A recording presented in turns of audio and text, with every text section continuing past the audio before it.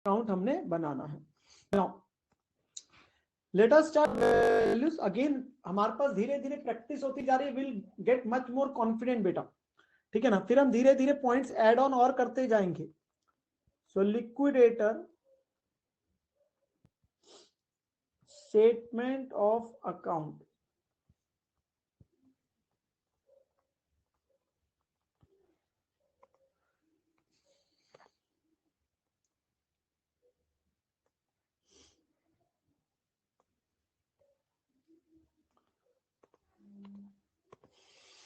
तो begin with सबसे पहले आया to cash and cash equivalent, जो अवेलेबल कैश एंड बैंक है वो हमारे पास है बेटा 1 लाख। फिर हमारे पास जो एसेट्स बिके, लैंड एंड बिल्डिंग उसमें नहीं लेना बेटा, लैंड एंड बिल्डिंग अलग से आएगा। टू एसेट्स रिलाइज, जिसमें प्लांट एंड मशीनरी के 5 लाख, इन्वेंट्रीज 150। ये पॉइंट नंबर 2 में वैल्यूज दिए, वो वैल्यूज डाल रहा हूं बेटा। Trade receivable which is 2 lakh. So we get the total 8,50,000. Then हमारे पास क्या चीज आएगी बेटा, सरप्लस आएगा, डेफिसिट। बेटा 3 लाख में लैंड एंड बिल्डिंग बिकी है और बैंक ओडी वालों को कितना देना है, 1 लाख। तो सरप्लस आ रहा होगा, तो सरप्लस आ रहा है तो इस साइड दिखा दिया जाएगा सरप्लस फ्रॉम एसेट सिक्योर्ड, जिसको हमने सिक्योरिटी के तौर पे दिया था। तो हमारे पास में realise value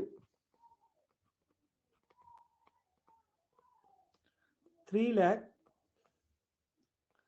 minus bank OD वालों को जो पैसे दिए 1 लाख। तो नेट में हमारे पास सरप्लस आ गया और बैंक ओडी वालों को पेमेंट हो गई है। तो बैंक ओडी पे करने के बाद हमारे पास सरप्लस बचा 2 लाख, जो मदद करेगा पैसा बाकी लायबिलिटीज को पे करने के लिए, ठीक है ना, वो इसलिए यहां पे आ जाता है। देन हमारे पास बेटा आते हैं लिक्विडेटर के खर्चे। लिक्विडेटर के बेटा खर्चे और रेमुनरेशन में कोई दिक्कत नहीं है। कई बार बच्चे इसमें बड़े स्पेसिफिक होते हैं कि सर खर्चे पहले दिखाए रेमुनरेशन, उसमें कभी कोई प्रॉब्लम नहीं बेटा, इसमें कभी कोई दिक्कत होना है कि इसके लिए पैसे नहीं है। तो आप लिक्विडेटर का खर्चा remuneration is one in the same thing, that can be interchange. 57,250। Then comes liquidator remuneration. Now there is a small problem कि लिक्विडेटर की रेमुनरेशन बेटा आप अभी डाल ही नहीं सकते। It has to be computed. It is based on certain factors. So we are going to make working note for the same. क्योंकि ये जितने में एसेट्स बिके उस पे भी है और कुछ है जो क्रेडिटर्स को पे करेंगे। तो अभी तो क्रेडिटर्स की बारी आनी है, तो हम इसको थ्रू वर्किंग नोट दिखा देते हैं। उस केस में हम किस पे दिखा देते हैं, थ्रू वर्किंग नोट। तो मैं अपने पास वर्किंग नोट में लिक्विडेटर रेमुनरेशन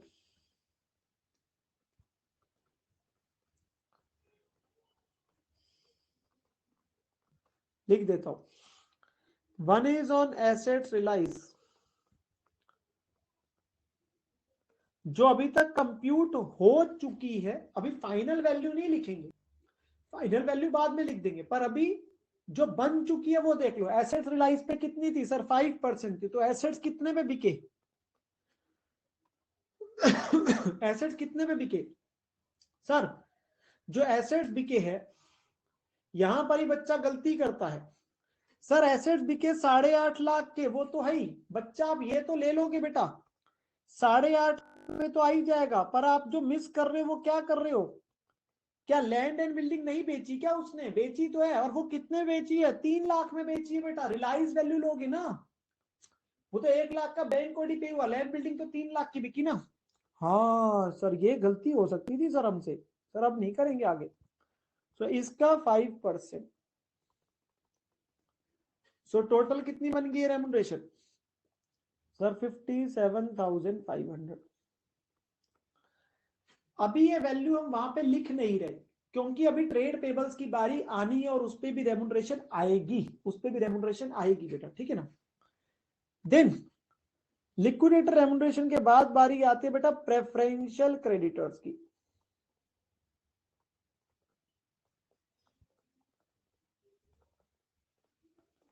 प्रेफरेंशियल क्रेडिटर्स में क्या क्या चीजें हैं सर? प्रेफरेंशियल क्रेडिटर्स में थे गवर्नमेंट ड्यूज और आपके पास सैलरी वगैरह जो है।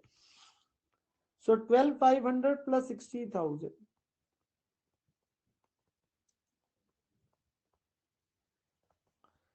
यही दोनों चीजें। यस सर यही दोनों चीजें हैं। तो कितना हो गया? 72,500, ठीक है ना। देन डिबेंचर होल्डर्स,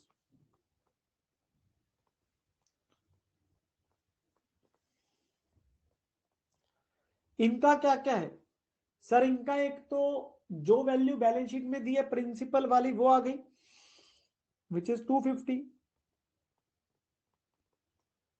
प्लस जो इनका इंटरेस्ट दिया हुआ है बेटा, कितना इंटरेस्ट है सर? 12,500।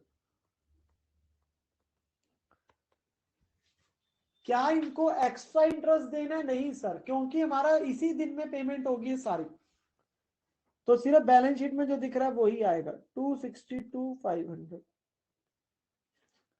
एक्स्ट्रा इंटरेस्ट नहीं देना, ठीक है ना। देन बारी आती है बेटा अनसिक्योर्ड क्रेडिटर्स की।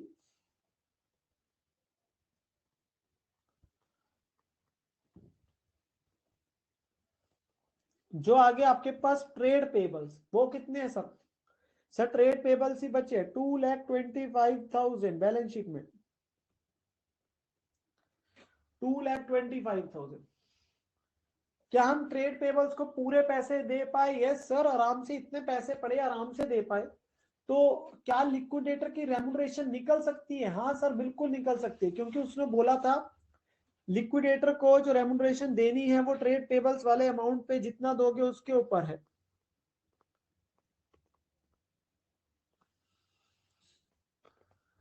सो 2,25,000 के ऊपर 1% आ गया बेटा विच इज 2,250, और टोटल रेम्युनरेशन उसकी बन जाएगी, टोटल रेम्युनरेशन उसकी बन जाएगी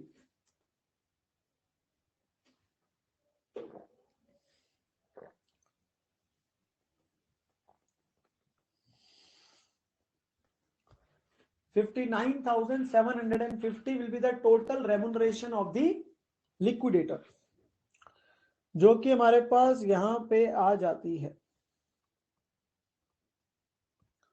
59,750। यहां तक हमारी बात क्लियर हो गई? बिल्कुल सर क्लियर हो गई।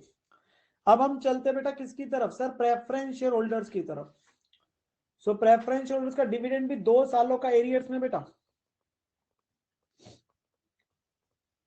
सो बाय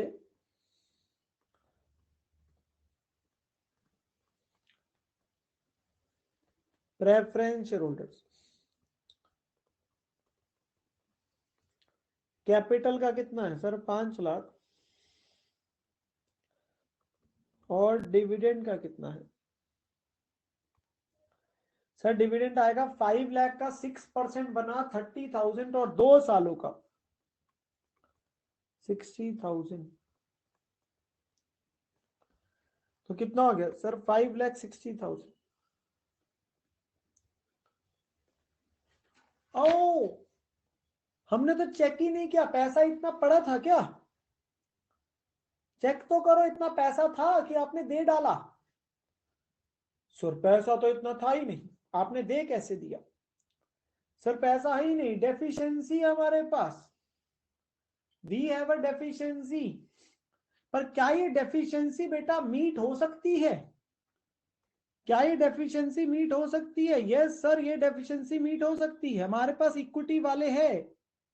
उनसे पैसे आ जाएंगे, इनसे 25 रुपए आ सकते हैं, इनसे 40 रुपए आ सकते हैं, तो इतनी डेफिशिएंसी में इजिली मीट कर सकता हूं। अगर मेरे इक्विटी वाले सारे फुली पेड अप होते, सारे फुली पेड अप होते, तो बेटा फिर आप अपने पास प्रेफरेंस वालों को 87,000 कम देते और क्वेश्चन खत्म कर देते वहीं पे। तो आप उनको जितना पैसा बचा था वो देके क्वेश्चन खत्म कर देते। यहां आपको पता है यार डेफिशिएंसी मीट हो जाएगी, ठीक है ना। अब हमारे पास जो वर्किंग नोट बनना है वो है बेटा सेटलमेंट का।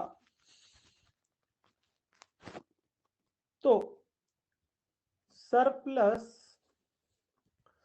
Oblique deficiency after payment to preference share holders, जो आपने मुझे वैल्यू बताई 87,000, जो वैल्यू हमारी निकल के अभी आ रही है। और हमारे पास जो स्टेटस में शेयर्स है, नंबर, फेस वैल्यू और paid up value. So we have 2,500 shares first, 7,500, 100 वाले, 75 पेड अप और 60 पेड अप। So 87,000 reduction. सबसे पहले क्या करेंगे सर, बराबर लेवल पे लेके आएंगे, प्लस कर देंगे नोशनल कॉल लिख के, विच इज हम बोलेंगे 7,500 वालों से 15 रुपए मंगा लो, 1,12,500। इसके बाद क्या आ गया सर, प्लस में आ गई वैल्यू, सरप्लस बन गया। नंदनी बेटा वो माइनस में और एक प्लस में है, ध्यान से कैलकुलेशन करें। 25,500 बेटा प्लस में आ रहा है, ठीक है। और हमारे अब टोटल शेयर्स कितने हैं सर, हमारे टोटल शेयर्स है अब 10,000। जैसे ही मैंने अगर नोशनल कॉल मंगाई तो मेरे सारे शेयर्स 10,000 वाले 75 पेड अप हो जाएंगे। Yes sir. एंड क्योंकि सरप्लस आ जाएगा तो मैं सबको वापस करूंगा, that is refund per share करूंगा, विच इज 2.55 का, 2.55 का रिफंड पर शेयर होगा, ठीक है ना। So the final conclusion is for 2,500 shares and for 7,500 shares, there is a call and there is a refund. इनसे कॉल कुछ नहीं है, इनसे कॉल 15 की है, इनको रिफंड 2.55 का है और इनको भी refund 2.55। So the final distribution is, इनको 2.55 का रिफंड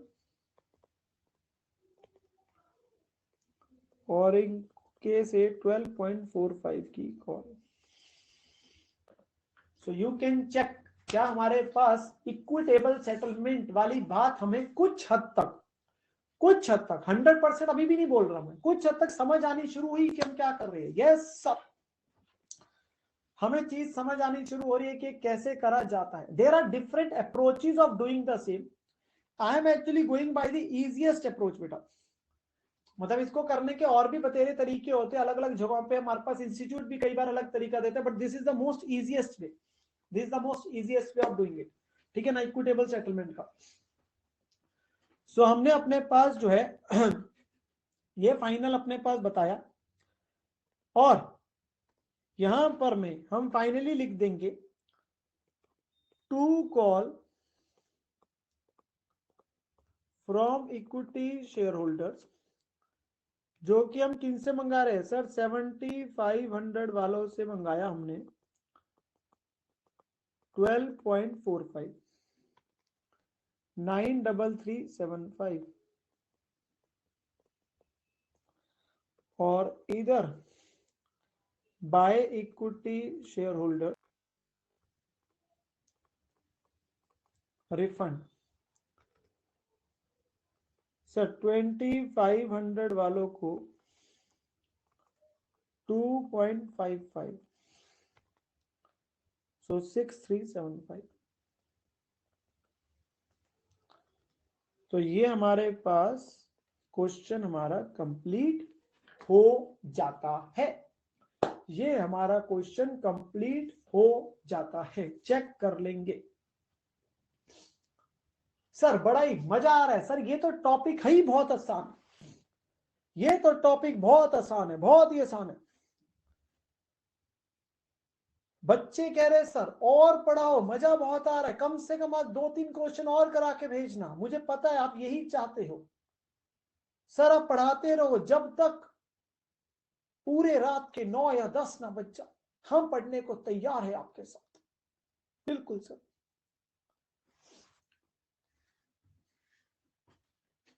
बच्चे कह रहे सर फटाफट पढ़ाओ, समय खराब मत करो।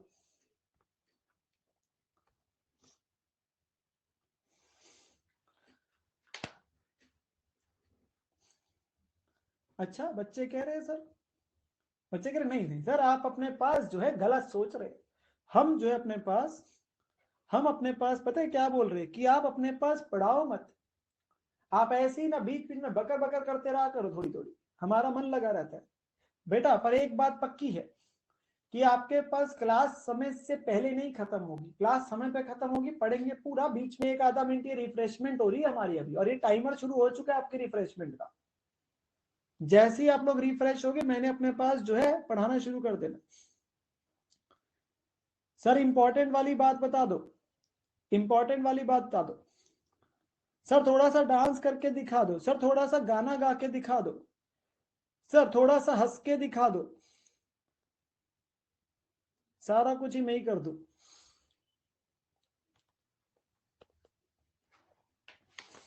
सर एग्जाम भी दे आओ। हाँ भाई हाँ, बिल्कुल बिल्कुल बिल्कुल। तो कौन सा बच्चा गाना गाना चाहता है, कौन सा बच्चा गाना गाना चाहता है मुझे बता देंगे। वो जो बच्चा गाना गाना चाहता है कॉल ऑप्शन में आ जाए और बता दीजिए,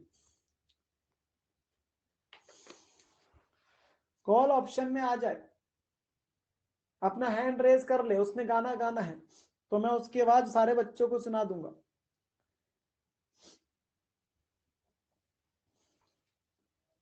सर अब हमने आपसे बात नहीं करनी, अब हम कॉल वाला बटन नहीं दबाएंगे, क्योंकि अब तो हमारे पे आन पड़ी, हम कैसे बटन दबा देंगे। बिल्कुल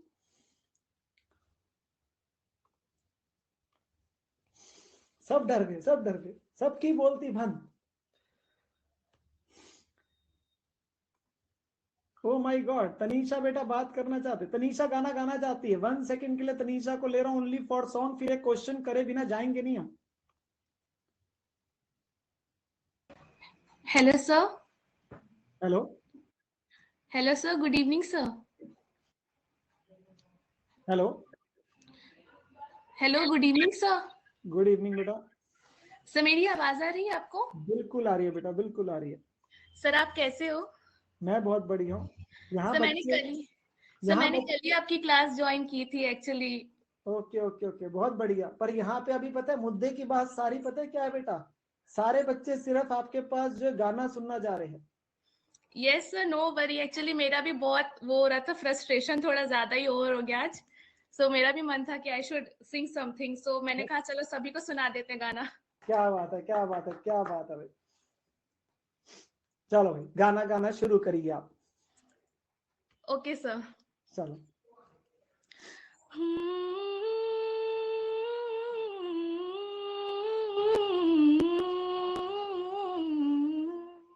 गुलाबी आंखें जो तेरी देखी, शराबी ये दिल हो गया।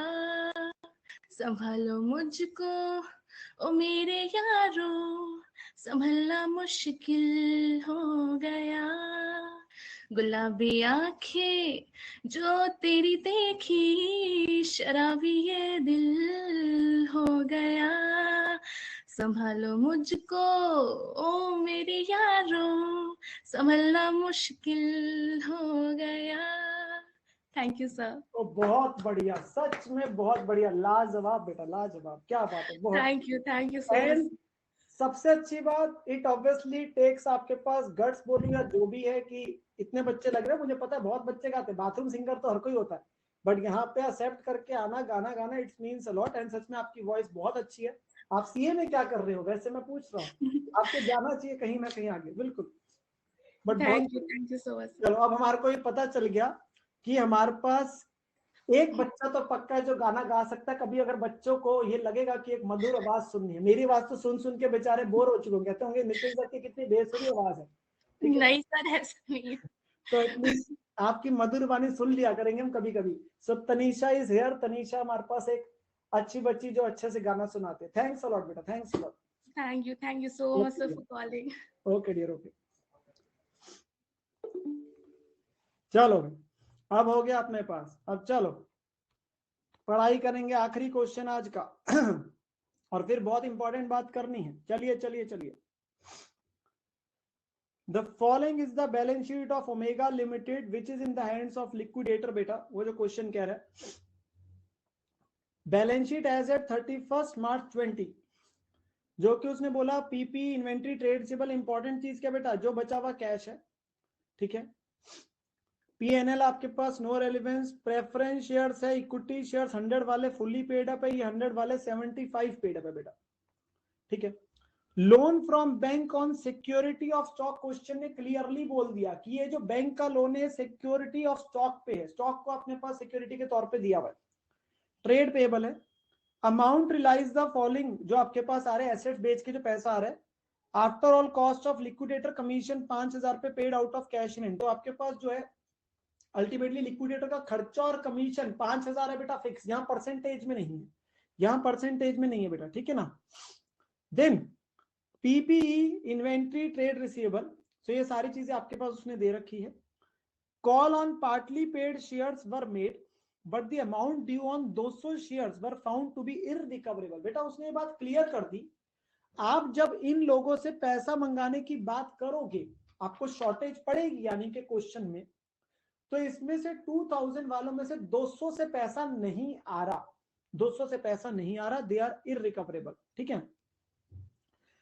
Prepare liquidator final statement of receipt and payment, that is liquidator statement of account हमें बनाना है क्वेश्चन में। क्वेश्चन में न्यू पॉइंट जो आपको सिखाना है वो है बेटा ये जो 200 शेयर्स वालों से पैसा नहीं आना, उसको लेके बात हो रही है हमारे क्वेश्चन में, ठीक है ना।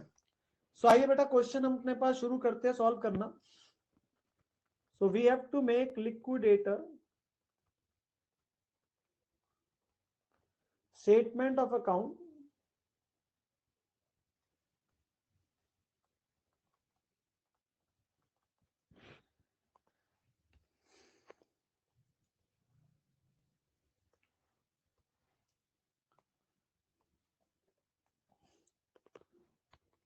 सबसे पहले it will start with what sir, it will start with available cash and bank. So that is जो अवेलेबल कैश पड़ा है उससे शुरू हो जाएगा बेटा, which is how much sir 40,000। Then हमारे पास आ जाएगा बेटा assets relies,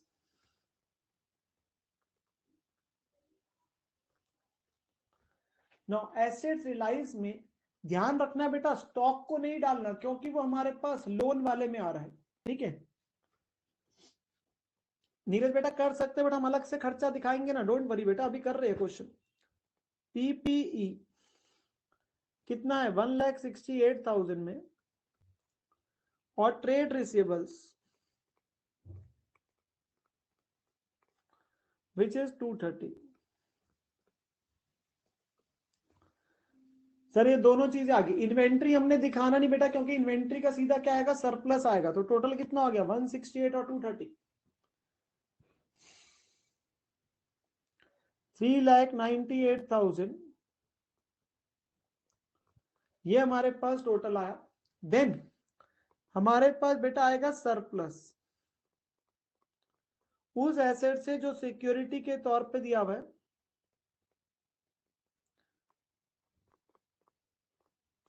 which is your inventory. Inventory का रिलाइज वैल्यू हमारे पास बेटा जो कि उसने दी है कितनी है सर 1,10,000 माइनस लोन,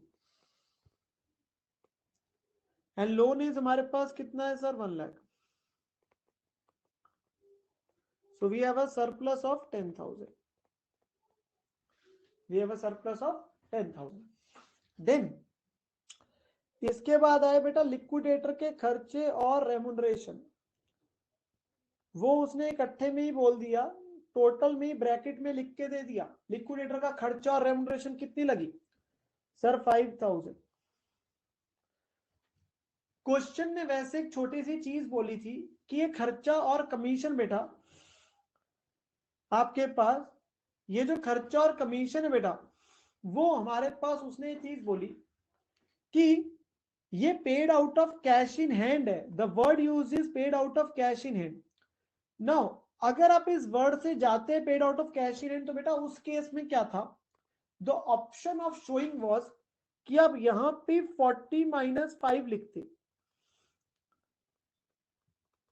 आप 35,000 लिख देते. बट अगर आप 35 लिखते तो उससे ये पता ना चलता 5,000 का खर्चा है. देखो वो तो पैसा सारा ही पड़ा है ना, उसी से पे हो रहा है, चाहे पैसा पहले का पड़ा है चाहे एसेट बेच के आया, तो हम तो अपने पास पूरा लिख दिया, वो अलग से खर्चे में दिखा दिया, तो फर्क नहीं पड़ना. तो फर्क नहीं पड़ना अगर आप कर भी देंगे ऐसा, ठीक है ना, अगर आप माइनस करके दिखा देंगे. अगर आप -5 करके ही दिखा दोगे फिर दोबारा से 5 ऑपोजिट साइड पे नहीं आएगा क्योंकि वो पे हो गया है. ठीक है ना, ये बात हमें क्लियर हो जाती है. फिर क्या प्रेफरेंशियल क्रेडिटर क्वेश्चन में है, देखो क्या प्रेफरेंशियल क्रेडिटर क्वेश्चन में है सर, प्रेफरेंशियल क्रेडिटर क्वेश्चन में नहीं है. क्या डिवेंचर होल्डर्स क्वेश्चन में है सर, डिवेंचर होल्डर्स भी क्वेश्चन में नहीं है. ना प्रेफरेंशियल क्रेडिटर है ना डिवेंचर होल्डर है, सीधा कौन से आ गए सर,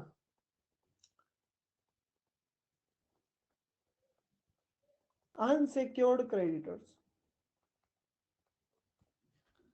सीधा क्या आ गया, अनसिक्योर्ड क्रेडिटर्स. ट्रेड पेबल्स कितने दिए हुए सर 3,50,000. ठीक है ना. Then preference share holders,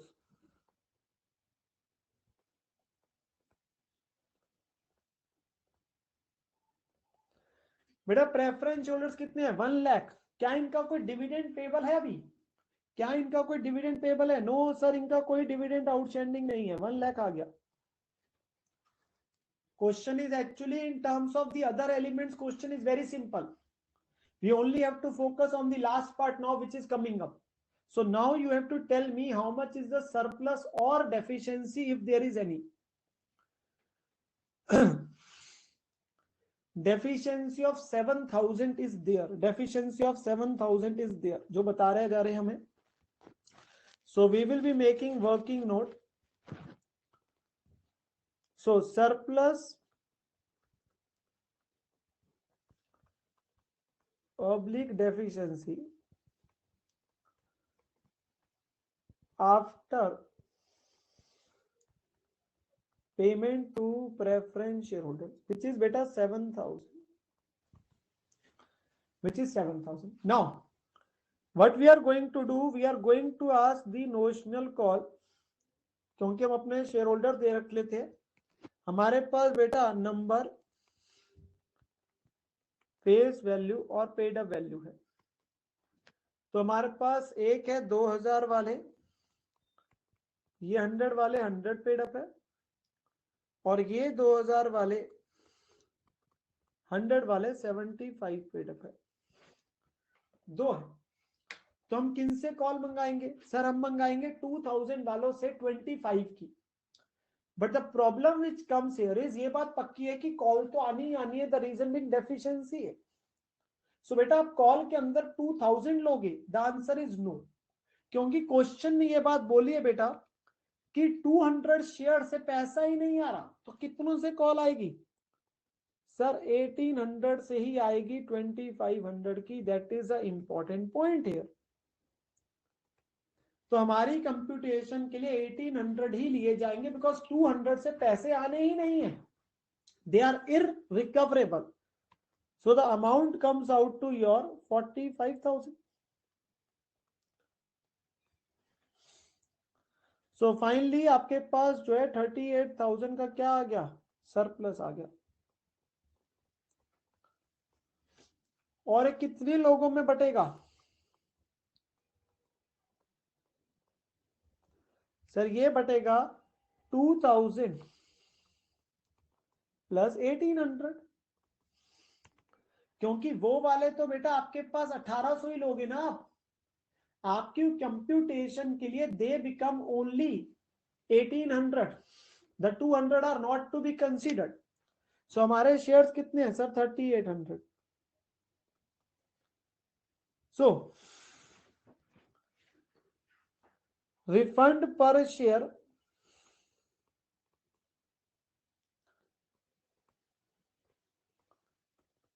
10 rupees.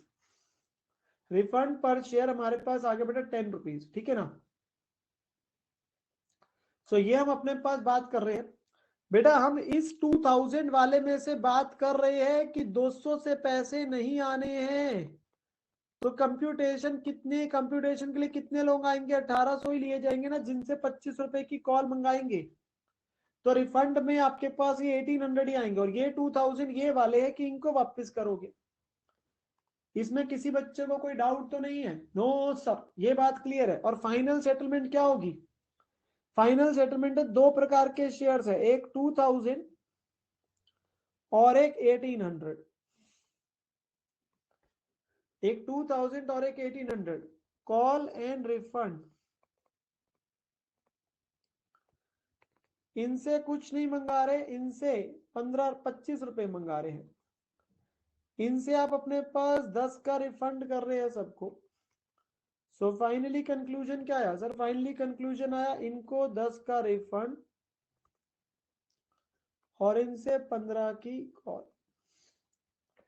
मतलब कि 1800 वालों से हम फाइनली 15 रुपीज मंगाएंगे, और जो 2000 वाले उन्हें हम अपने पास क्या करेंगे सर? 10 का रिफंड करेंगे। तो इससे इफेक्टिवली क्या होगा? सबका 90 का लॉस हो जाएगा, सबका 90 का लॉस हो जाएगा, ठीक है ना। बात समझने की कोशिश करो। सो हमारे पास में हमने अपने पास ये चीज को लेके बात करी है, क्योंकि हमारे पास उसने ये चीज बोली कि 200 इज इररिकवरेबल, ठीक है। नाउ ये हम अपने पास यहां पे लिखेंगे my dear, to call from equity share holders which is 1800 वालों से 15 रुपीज, और by equity share holders refund 2000 वालों से 10 रुपए, दैट इज 27,000, दैट इज 20,000। तो ये आपके पास कंप्लीट हो जाएगा बेटा। आपका ये वाला क्वेश्चन चेक करेंगे सर।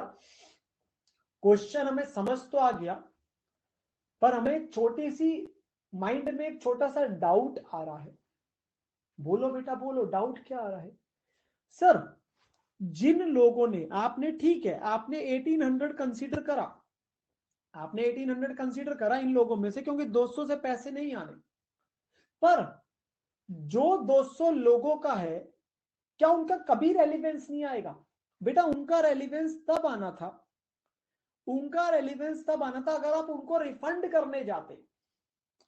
उनका रेलिवेंस तब आना था अगर आप उनको रिफंड करने जाते। और रिफंड उनको कब करते बेटा? जब सरप्लस एक लेवल से ज्यादा होता। जब सरप्लस एक लेवल से ज्यादा होता, कहने का मतलब अगर आपके पास बहुत ज्यादा सरप्लस होता तो आप क्या करते? आप पहले इनको 25 रुपए इनके वापस करते, क्योंकि इनके 25 रुपए ज्यादा डले हुए है ना। तो अगर मेरे पास सरप्लस बहुत ज्यादा होता तो पहले इन वालों को 25 रुपए देते, और उसके बाद भी अगर सरप्लस होता तो आप सब 4000 वालों को बांटते, क्योंकि वो पैसा तो उन्होंने भी डाला हुआ है ना। तो उस केस में रिफंड अगर होता then it makes a relevance, तो आप सबको ही रिफंड कर रहे होते। यहां पर तो हमारे पास कॉल आनी थी, तो इसलिए वो 200 वालों का रेलिवेंस खत्म हो गया, इसलिए फॉर कंप्यूटेशन हमने 1800 अपने पास लिए, ठीक है ना। हाँ जी, क्या ये बात क्लियर हुई है सभी को? क्या ये बात सभी को क्लियर हुई है? यस सर, बिल्कुल। बेटा मेरी बात को जरा ध्यान से सुनते रहा करो। काफी ऐसे पॉइंट्स होते हैं जो माइंड में आपके शायद ना भी आए, पर प्लीज वो आपके लिए इंपॉर्टेंट होंगे। एक बच्चे ने ये चीज पूछी कि सर ये डिविडेंड क्या हमें अपने पास प्रेफरेंस वालों का तभी लेना होगा जब क्वेश्चन बोलेगा बेटा, बट ऑब्वियस सी बात है, question has to tell you कि प्रेफरेंस डिविडेंड एरियर्स में है तभी लेना है, उसके अलावा आपने नहीं लेना, वो ऑटोमेटिक नहीं लेना, बोलेगा एरियर्स में तभी लेना है। सर हमें ये सारी बात समझ आ गई। वन मोर थिंग अगर हम बात करें बेटा, अगर हमारे क्वेश्चन के अंदर में ये जो पीएनएल दे रखा होता है, चाहे यहां पे रिजर्व एंड सरप्लस होते, मान लो जनरल रिजर्व है, सिक्योरिटी प्रीमियम है, क्या इनका कोई रेलिवेंस होगा? बेटा ये तो कमाए हुए प्रॉफिट्स है, इनका कोई रेलिवेंस नहीं। It is not a liability, it is not a liability. आपके रिजर्व्स अगर पड़े हैं, इसका मतलब ये अच्छा दिखा रहा है कि आपके एसेट्स की अच्छी वैल्यू है, आपके पास अच्छे से पैसे आएंगे, तो इक्विटी वालों को लास्ट में पैसे ज्यादा मिल जाएंगे, वो उसका मतलब ये है। बट इसका इस पर्पस, चैप्टर के पर्पस से लेना देना नहीं। अगर आपके बैलेंस शीट में दे रखे बेटा रिजर्व्स एंड सरप्लस वगैरह सब कुछ, ठीक है ना? क्या ये बात हमें क्लियर हुई है? क्या ये बात हमें क्लियर हुई है? Yes sir. अच्छा जी, नाउ मेरे प्यारे बच्चों, वन इंपॉर्टेंट थिंग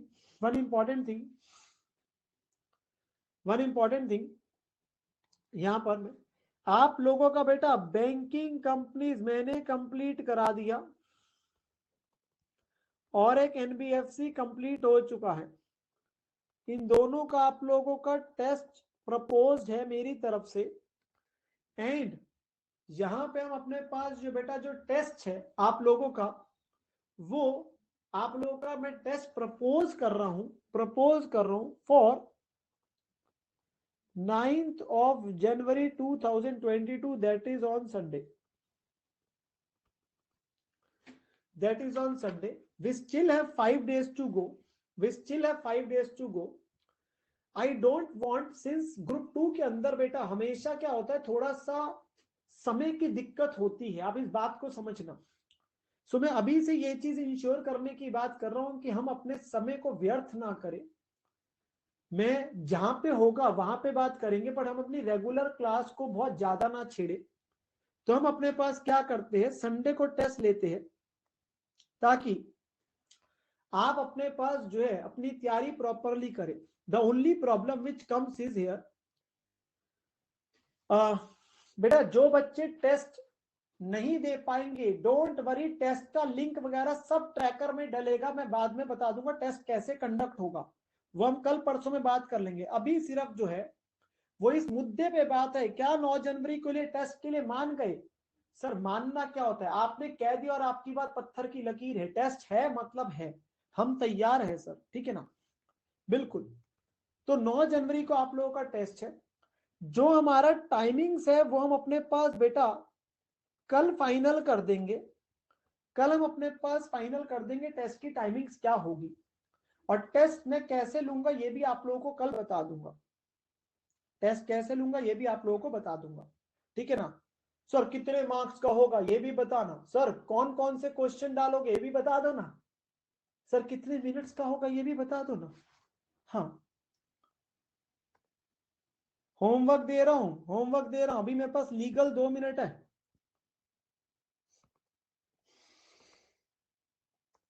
सर हमें जल्दी रहती है, आपको क्या पता, हमारे फोन बज रहे हैं।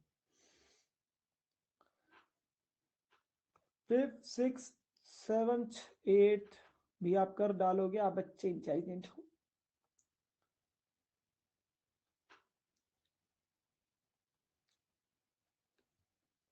9th, हाँ जी।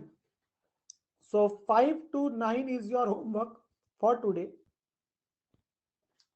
4 तक कल दे दिए थे, आज 5th to 9th आपका होमवर्क है बेटा। मेक इट श्योर आप होमवर्क के क्वेश्चन जरूर करके आए, एंड आप लोगों के कोई भी डाउट्स होंगे हम अपने पास देख लेंगे कल के सेशन के स्टार्टिंग में, नहीं तो डाउट सेशन जब होगा बेटा प्लीज अपने डाउट्स लिखते जाना, ठीक है ना?